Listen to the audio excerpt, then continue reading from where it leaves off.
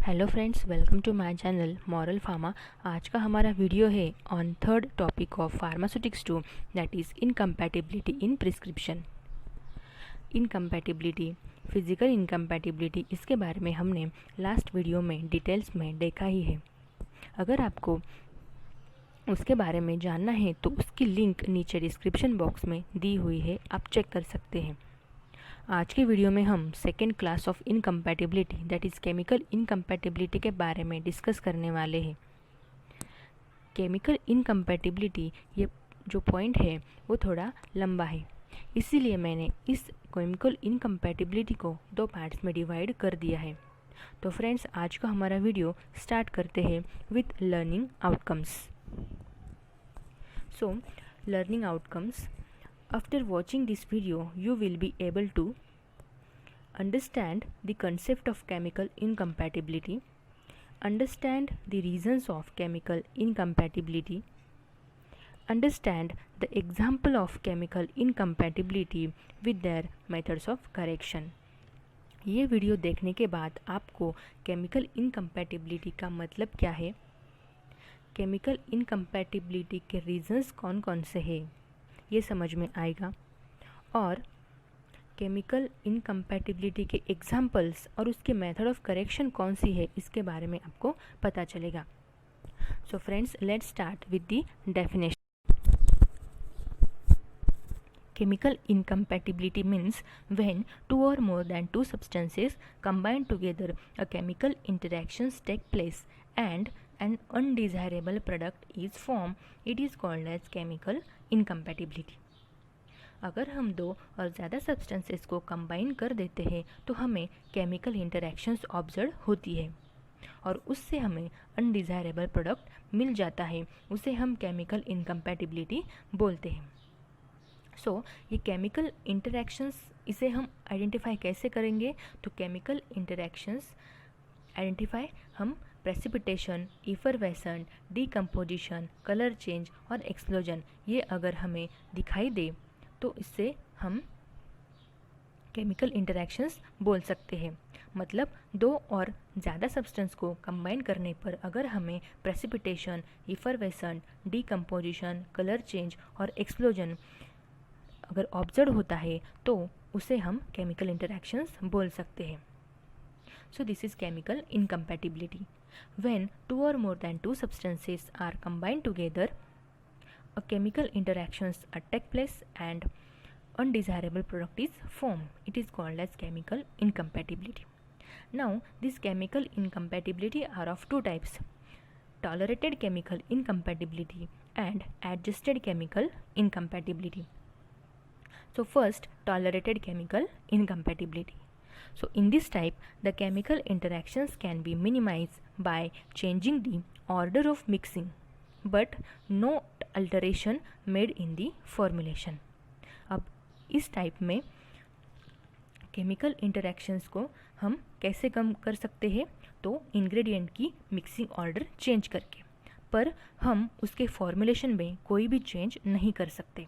इसे हम tolerated chemical incompatibility बोलते हैं। सेकेंड जो है वो है adjusted chemical incompatibility. So in this type, the chemical interactions can be minimized by addition or substitution of one of the reacting substance with another of equal therapeutic value। Okay, so इस type में chemical interactions को हम कैसे कम कर सकते हैं? तो किसी और इंग्रेडिएंट की एडिशन करके और सब्स्टिट्यूशन करके,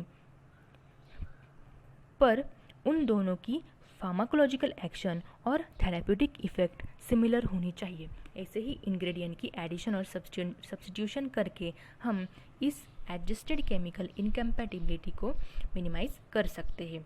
सो this is two types of chemical incompatibility, that is tolerated and adjusted chemical incompatibility.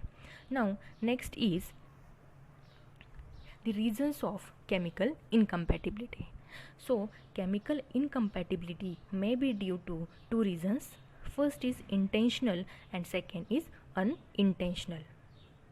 Unintentional chemical incompatibility means when the prescriber knowingly prescribed the incompatible drug is called the intentional chemical incompatibility. Intentional means उसमें prescriber को पता होता है कि अगर वो जो दो इंग्रेडिएंट दे रहा है, प्रिस्क्राइब कर रहा है, उन दोनों को मिलाने पर उसमें केमिकल इंटरेक्शंस हो सकती है। ओके, सेकेंड जो है वो है unintentional chemical incompatibility. When the prescriber unknowingly prescribe the incompatible drug is called the unintentional chemical incompatibility। अब इस अनइंटेंशनल केमिकल इनकम्पैटिबिलिटी में प्रिस्क्राइबर को पता नहीं होता है कि वो जो दो ड्रग प्रिस्क्राइब कर रहा है वो इनकम्पैटिबल है, मतलब वो उससे गलती से प्रिस्क्राइब हो जाता है, उसे अनइंटेंशनल केमिकल इनकम्पैटिबिलिटी बोलते हैं। लेकिन इंटेंशनल में प्रिस्क्राइबर को पता होता है कि ये दो ड्रग इनकम्पैटिबल है, अगर उन दोनों को साथ में प्रिस्क्राइब कर देते हैं तो ये इनकम्पैटिबिलिटी प्रोड्यूस कर सकता है, लेकिन फिर भी वो प्रिस्क्राइब कर देता है ऐसे ड्रग, तो उसे इंटेंशनल केमिकल इनकम्पैटिबिलिटी बोलते हैं। So these are the two reasons of chemical incompatibility. Now next point. So next point is precipitate yielding interactions. So there are two methods for dispensing of diffusible and indiffusible solids. So these methods are methods A and method B. So friends, ये diffusible और इनडिफ्यूजिबल solids इसका मतलब क्या है ये हमने last video में देखा ही है। अगर आप इसे जानना चाहते हैं तो नीचे डिस्क्रिप्शन बॉक्स में इसकी लिंक दी गई है, तो आप वहाँ पे जाके चेक कर सकते हैं। So method A and method B ये प्रेसिपिटेट यील्डिंग इंटरैक्शंस है। अगर कोई भी दो सब्सटेंस आपस में हम कंबाइन कर देते हैं तो उसमें अगर हमें डिफ्यूजिबल या इनडिफ्यूजिबल टाइप का प्रेसिपिटेट मिल जाता है तो उसे ओवरकम करने के लिए ये प्रेसिपिटेट यील्डिंग इंटरैक्शंस दी गई है। मतलब उन इनकम्पैटिबिलिटी को ओवरकम करने के लिए हम मेथड ए और मेथड बी यूज़ करते हैं। तो चलिए देखते हैं ये दो मेथड्स क्या है। So first method is method A and method A used when diffusible precipitate is formed। जब दो सब्सटेंस को कंबाइन करके अगर हमें डिफ्यूजिबल प्रेसिपिटेट मिल जाता है तब हम मेथड ए यूज़ करते हैं। और मेथड ये ए क्या है तो उसका डिस्क्रिप्शन दिया है मैंने मेथड ए का। So divide the vehicle into two equal portion, dissolve one of the reacting substance in one portion of the vehicle and second reacting substance with second portion of the vehicle, lastly slowly add one portion into the another with rapid stirring. इसी method को explain करने के लिए मैंने उसका flow chart बनाया है, वो नीचे है। फ्लो चार्ट में मैंने दिखाया है कि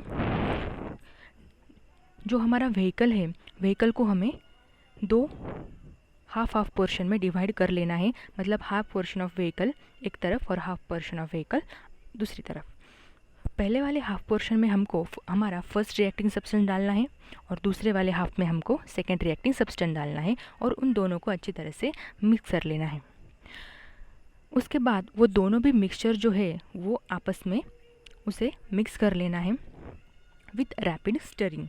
रैपिड स्टरिंग के साथ उन दोनों मिक्सचर को हमें मिक्स कर लेना है और हमें हमारा फाइनल मिक्सचर मिल जाएगा, फाइनल प्रिपरेशन मिल जाएगा। सो इस मेथड को एक्सप्लेन करने के लिए मैंने नीचे राइट हैंड साइड में एक एग्जांपल दिया है। ये एग्जांपल सिर्फ समझने के लिए है, ऐसा एग्जांपल बुक में अवेलेबल नहीं है। सिर्फ समझने के लिए मैंने एग्जांपल लिया है। उस एग्जांपल में मैंने लिखा है सोडियम हाइड्रोक्साइड दिया है 2 ग्राम, सोडियम क्लोराइड दिया है 2 ग्राम और वाटर लिया है क्वांटिटी सफिशिएंट टू 100 ml। तो ये प्रिस्क्रिप्शन दिया है, इसका हम लोगों को मिक्सचर प्रिपेयर करना है। अब कंसिडर करो कि सोडियम हाइड्रोक्साइड और सोडियम क्लोराइड को अगर हम आपस में मिला देते हैं तो हमें इनकम्पैटिबिलिटी ऑब्जर्व होती है। किस टाइप की? तो सोडियम हाइड्रोक्साइड और सोडियम क्लोराइड एक जब हम कंबाइन कर देते हैं तब हमें one type of diffusible precipitate हमें मिल जाता है। सो डिफ्यूजिबल प्रेसिपिटेट मिल जाता है मतलब ये इनकम्पैटिबिलिटी हुई। और इनकम्पैटिबिलिटी को हम कैसे ओवरकम कर सकते हैं? तो मेथड ए से। क्यों मेथड ए? तो मेथड ए हम तब यूज़ करते हैं जब हमारा प्रेसिपिटेट ये डिफ्यूजिबल टाइप का होता है, तब हम मेथड ए यूज़ करते हैं। अब सोडियम हाइड्रोक्साइड सोडियम क्लोराइड को मिला के हमें डिफ्यूजिबल प्रेसिपिटेट मिलता है, तो इसीलिए हम मेथड ए यूज़ करेंगे।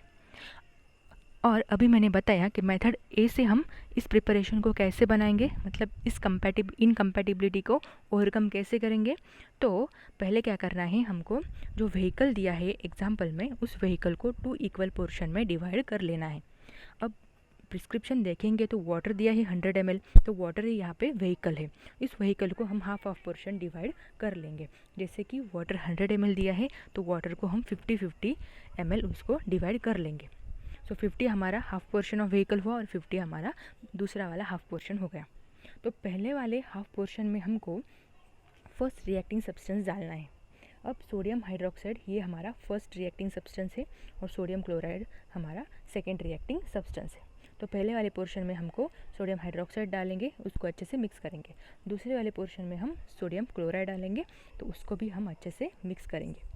और ये दो हमारे जो सॉल्यूशन बन गए हैं उन दोनों को एक दूसरे में मिक्स करेंगे विथ कंटिन्यूस स्टरिंग, और उसको स्टर करते हुए अच्छे से मिक्स कर लेंगे, तो हमें हमारा फाइनल प्रिपरेशन मिल जाएगा। तो इस तरह से मेथड ए यूज़ करके हम हमारा प्रिपरेशन करेक्ट कर सकते हैं। कब? जब हमें डिफ्यूजिबल टाइप का प्रेसिपिटेट मिल जाता है तब। तो ये है method A. Now next is method B. अब मेथड बी हम कब यूज़ करते हैं?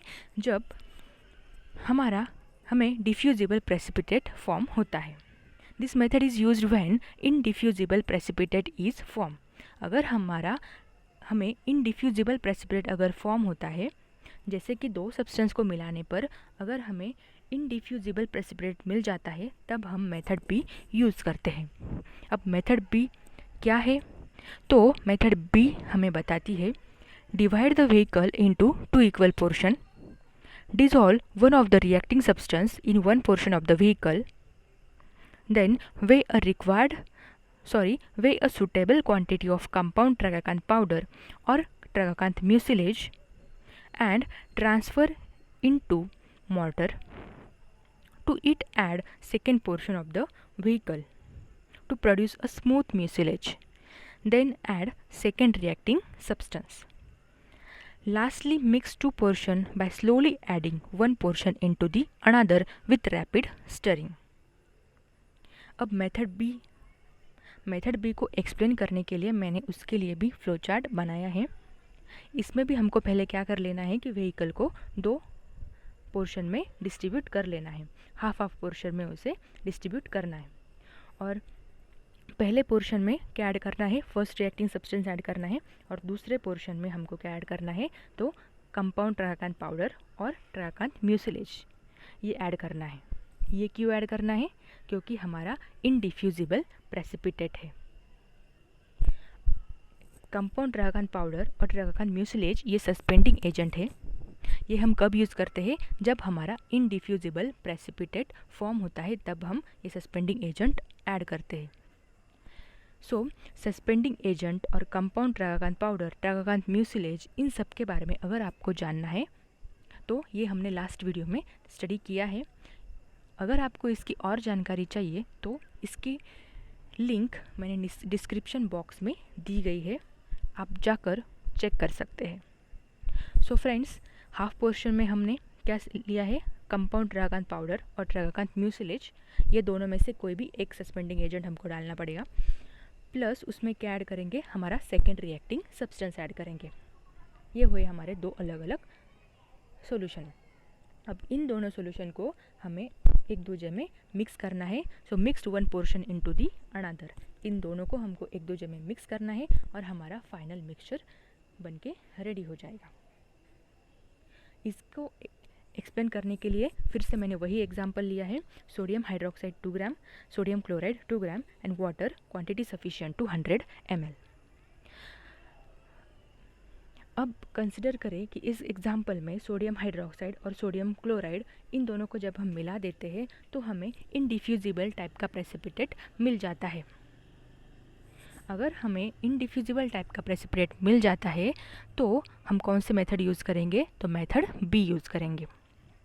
सो मेथड बी से हम इस इनकम्पैटिबिलिटी को कैसे ओवरकम करेंगे? तो मेथड बी हमें कहती है कि divide the vehicle into 2 equal portion. अब इस प्रिस्क्रिप्शन में व्हीकल हमको दिया है वाटर 100 ml, तो इसको 50-50 में हम डिवाइड कर लेते हैं। 50 पोर्शन ऑफ 50 ml व्हीकल अलग से, 50 ml अलग से। सो पहला वाला जो 50 ml का वाटर है उसमें हम फर्स्ट रिएक्टिंग सब्सटेंस ऐड कर देते हैं जो कि है हमारा सोडियम हाइड्रोक्साइड। और दूसरा वाला जो हाफ पोर्शन है वाटर का उसमें हम क्या ऐड करेंगे, तो कंपाउंड ट्रगाकांत पाउडर और ट्रगाकांत म्यूसिलेज। अब इन दोनों में से हमको एक ही सिलेक्ट करना है। अब ये पिछली वीडियो में हमने देखा है कि हम ये सिलेक्शन किस बेसिस पर करते हैं। तो यहाँ पे मैं बता देती हूँ फिर से कि अगर हमारा व्हीकल वाटर और क्लोरोफॉर्म वाटर होता है तो हम ट्रगाकांत म्यूसिलेज यूज़ करते हैं, और अगर हमारा व्हीकल अदर देन वाटर और क्लोरोफॉर्म वाटर होता है तब हम कंपाउंड ट्रगाकांत पाउडर यूज़ करते हैं। अब यहाँ पे हमारा व्हीकल वाटर है इसलिए हम ट्रगाकांत म्यूसिलेज उसमें ऐड करेंगे।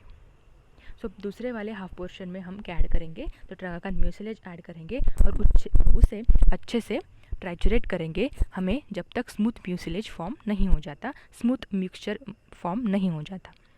उसके बाद हम उसमें सेकेंड रिएक्टिंग सब्सटेंस ऐड करेंगे और अच्छे से मिक्स करेंगे। अब ये दो हमारे अलग अलग सेपरेट सॉल्यूशन तैयार हो गए। अब हमको क्या करना है कि पहला वाला जो पोर्शन है दूसरे पोर्शन में मिक्स कर लेना है विथ रैपिड स्टरिंग। हमें उसको स्टर करते करते हुए उसमें एक दूसरे को मिक्स कर देना है और ये बनके रेडी हो गया हमारा मिक्सचर। तो ये है मेथड बी। इस तरह से हम मेथड बी फॉलो करके किसी इनकम्पैटिबिलिटी को ओवरकम कर सकते हैं या करेक्ट कर सकते हैं। So these are the two precipitate yielding interactions, method A and method B.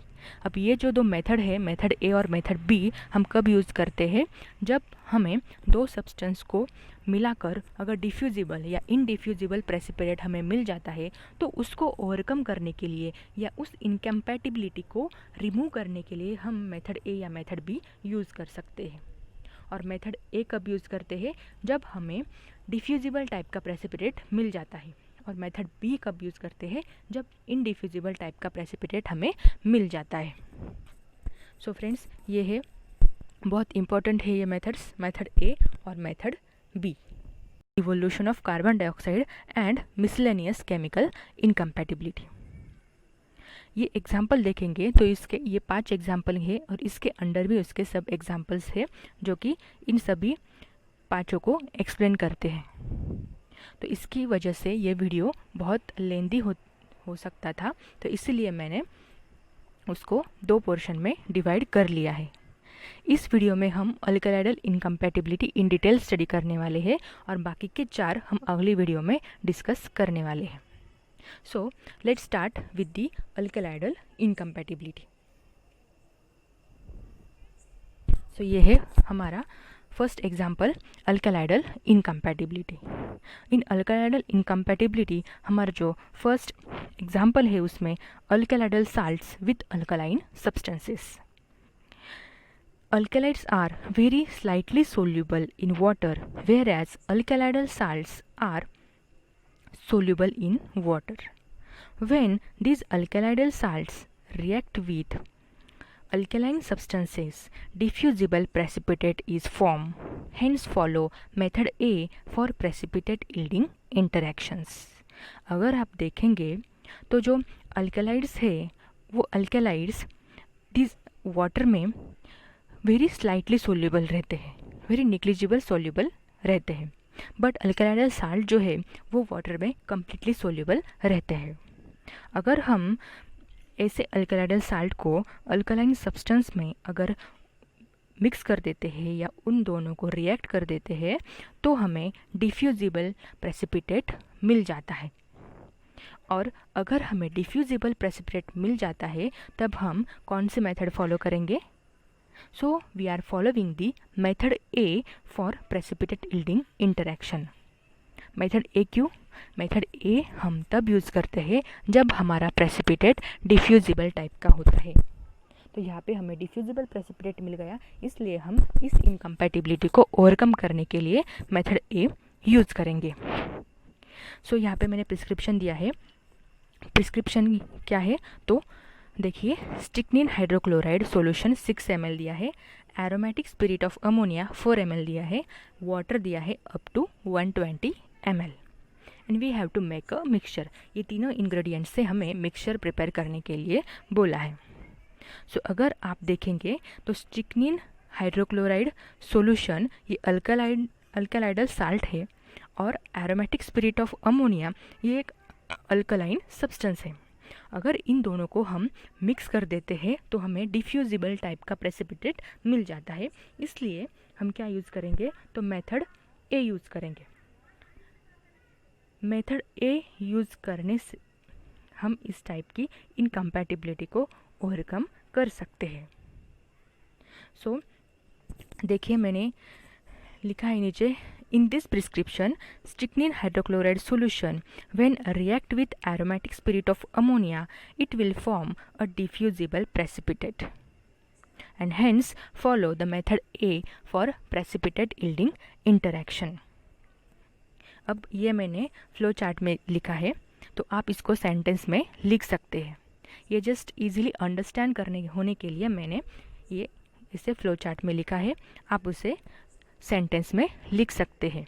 और इससे आगे भी मैंने यही फॉन्ट इस्तेमाल किया है कि मैंने सभी फ्लो चार्ट में दिखा है, तो आप इसे सेंटेंस में लिख सकते हैं। अब ये जो प्रिस्क्रिप्शन है, इसमें स्ट्रिक्निन हाइड्रोक्लोराइड को अगर हम एरोमेटिक स्पिरिट ऑफ अमोनिया से कंबाइन कर देते हैं तो हमें डिफ्यूजिबल टाइप का प्रेसिपिटेट मिल जाता है और ये हमारी इनकम्पैटिबिलिटी है। अगर हमें डिफ्यूजिबल टाइप का प्रेसिपिटेट मिल जाता है तो इस कंपैटिबिलिटी को ओवरकम करने के लिए हम किस मेथड का यूज़ करेंगे तो method A. Why method A? Because method A हम तब यूज़ करते हैं जब हमें डिफ्यूजिबल टाइप का प्रेसिपिटेट मिल जाता है। अब इन दोनों सब्सटेंस को मिलाने पर हमें डिफ्यूजिबल प्रेसिपिटेट मिल जाता है, इसलिए हम मेथड ए यूज़ कर रहे हैं यहाँ पे। तो मेथड ए से हम इस प्रिस्क्रिप्शन को करेक्ट कैसे करेंगे तो देखिए, मैंने अगले स्लाइड में दिया है मेथड ए कैसे करेंगे यूज़ हम। तो व्हीकल दिया था हमको प्रिस्क्रिप्शन में 120 ml वाटर, तो अब व्हीकल को हम हाफ पोर्शन में डिवाइड कर लेते हैं, 60 ml वाटर और दूसरा 60 ml वाटर। तो पहले वाले पोर्शन में हम क्या ऐड करेंगे, हमारा फर्स्ट रिएक्टिंग सब्सटेंस ऐड करेंगे जो कि है स्ट्रिक्निन हाइड्रोक्लोराइड सॉल्यूशन, और दूसरे वाले में क्या ऐड करेंगे तो एरोमेटिक स्पिरिट ऑफ अमोनिया जो कि हमारा सेकेंड रिएक्टिंग सब्सटेंस है। अब इन दोनों को हम अच्छे से, पहला वाला पोर्शन को हम दूसरे वाले पोर्शन में मिक्स करेंगे विथ कंटिन्यूअस स्टरिंग, तो हमें हमारा मिक्सचर मिल जाएगा। तो ये है मेथड ए और flow chart for explaining the examples using method A. तो इस तरह मैंने ये फ्लो चार्ट में दिया है, आप इसे सेंटेंस में भी लिख सकते हैं। तो ये रहा हमारा फर्स्ट सब class.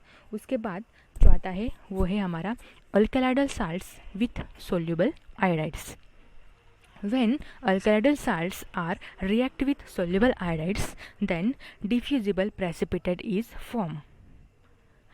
Hence, we are following the method A for precipitate yielding interactions। जब अल्कलाइडल साल्ट सोल्यूबल आयोडाइड से हम रिएक्ट करते हैं और उसे कंबाइन करते हैं तो हमें डिफ्यूजिबल टाइप का प्रेसिपिटेट मिल जाता है। अगर हमें डिफ्यूजिबल टाइप का प्रेसिपिटेट यहाँ पे मिल जाता है तो इसीलिए हम मेथड ए यूज़ करेंगे इस इनकम्पैटिबिलिटी को ओवरकम करने के लिए। सो एग्जाम्पल दिया है यहाँ पे कि strychnine, when strychnine is prescribed with potassium iodide, insoluble hydroiodide is formed which is a diffusible precipitate and hence follow the method A for precipitate yielding interactions। अगर स्ट्रिक्निन को हम पोटेशियम आयोडाइड से react कर देते हैं या फिर दोनों को साथ में प्रिस्क्राइब कर देते हैं तो हमें इनसोल्यूबल हाइड्रोआयोडाइड फॉर्म होता है जो कि डिफ्यूजिबल प्रेसिपिटेट है।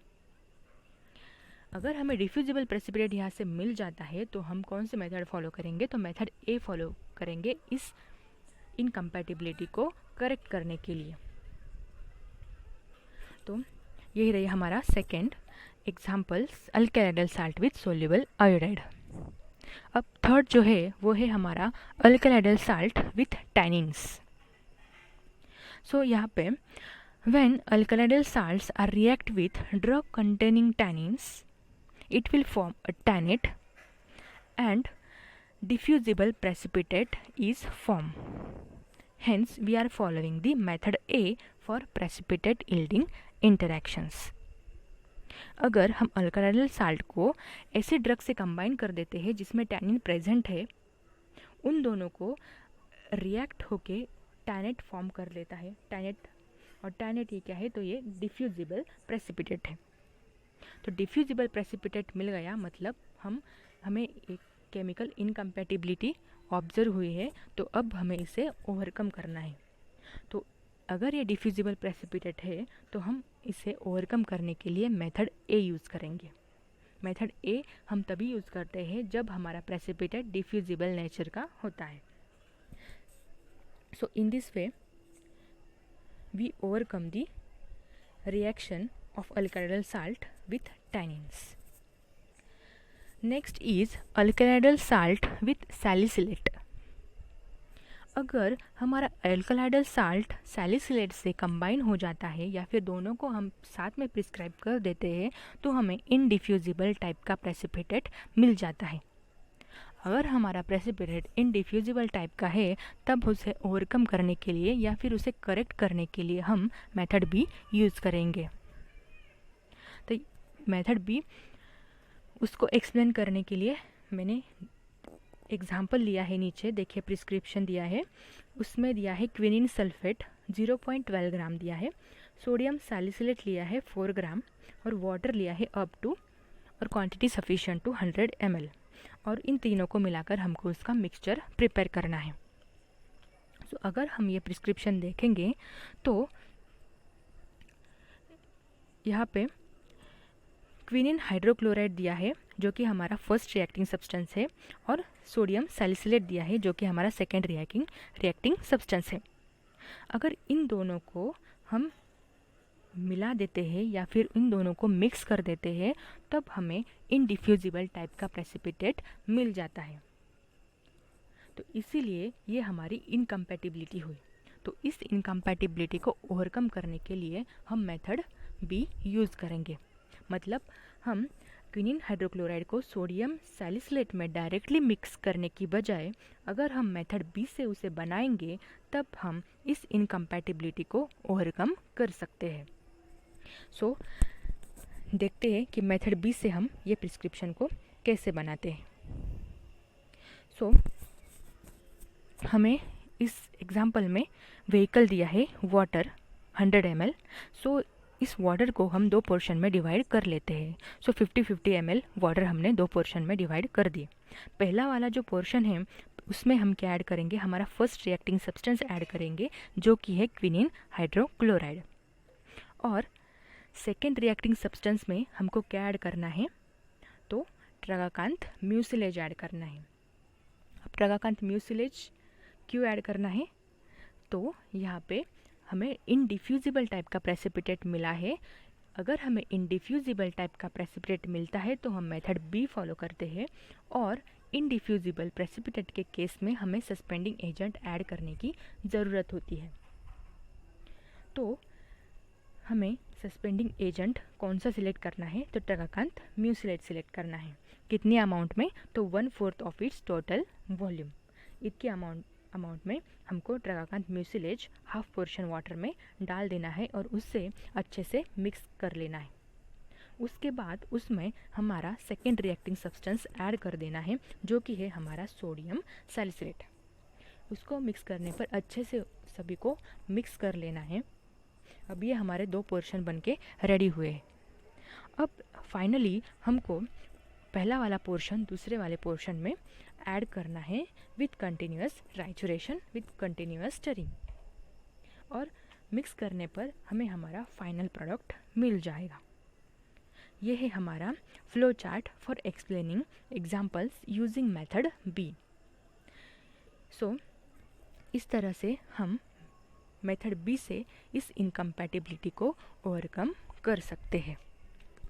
अब नेक्स्ट जो है वो है next example alkaloidal salt with soluble iodides and bromides. अब यहाँ पे देखेंगे आप, अगर when alkaloidal salts are react with or combine with soluble iodides and bromides, then soluble hydroiodides or hydrobromides will form, and which is a diffusible precipitate. Hence, to overcome this incompatibility, we use or we follow the method A for precipitate yielding interaction. और फिर से वही बात कि diffusible precipitate हमें मिल गया है, इसकी वजह से हम मेथड ए से इस प्रिस्क्रिप्शन को सॉल्व कर सकते हैं और करेक्ट कर सकते हैं। ये है हमारी अल्कलाइडल साल्ट विथ सोल्यूबल आयोडाइड और ब्रोमाइड्स का एग्जाम्पल। उसका प्रिस्क्रिप्शन दिया है, उसे एक्सप्लेन करने के लिए प्रिस्क्रिप्शन में आप देखिए, पोटेशियम आयोडाइड है 1.5 ग्राम और टिंक्चर ऑफ स्ट्रैमोनियम है 8.5 ml। क्लोरोफॉर्म वाटर दिया है 100 ml। ओके, इस प्रिस्क्रिप्शन को अगर आप देखेंगे तो यहाँ पे पोटेशियम आयोडाइड हमारा फर्स्ट रिएक्टिंग सब्सटेंस है और टिंक्चर ऑफ स्ट्रैमोनियम ये हमारा सेकेंड रिएक्टिंग सब्सटेंस है।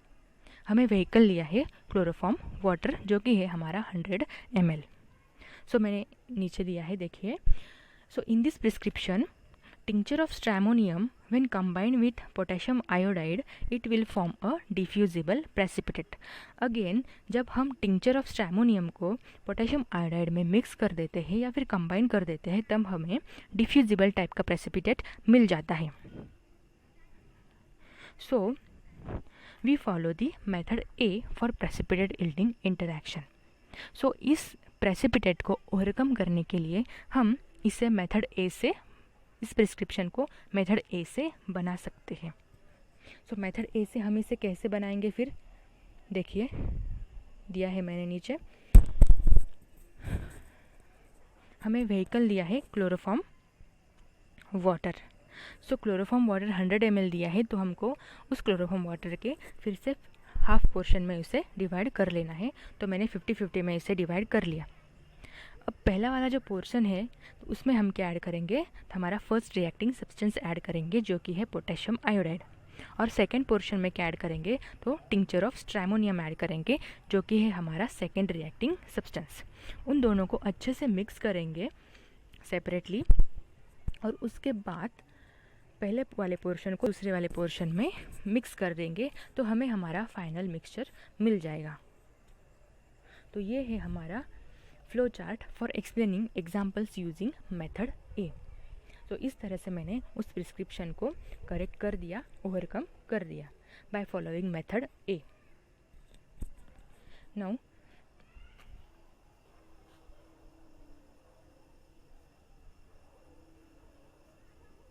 सो ये रेफरेंसेस है।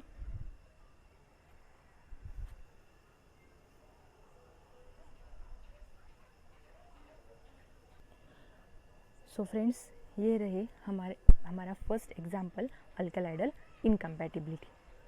अब अल्कलाइडल इनकम्पैटिबिलिटी हमने इस वीडियो में देखा है। बाकी के जो 4 जो एग्जाम्पल्स है वो हम नेक्स्ट वीडियो में इन डिटेल में डिस्कस करने वाले हैं। तब नेक्स्ट वीडियो में आप ज़रूर देखिए। अगर ये वीडियो आपको अच्छी लगी